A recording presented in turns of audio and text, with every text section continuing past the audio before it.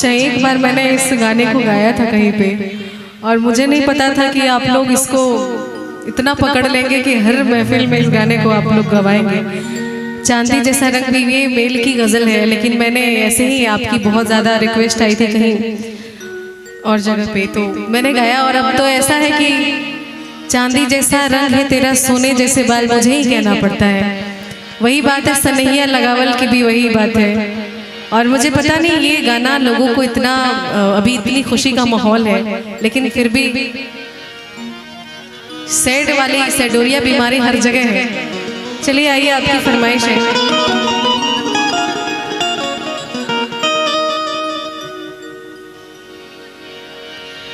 समझे न मोनी तोहार,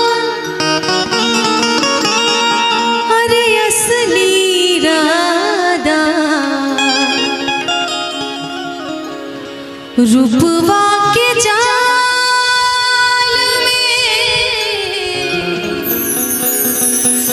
धरा गई निराधा,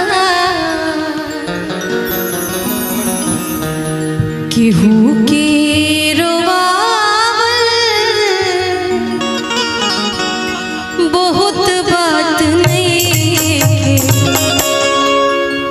रुवा के हंसावल बहुत बात होला, सनहिया लगावल बहुत बात नहीं, सनहिया लगावल बहुत बात नहीं, नजरिया चुरावल बहुत बात होला।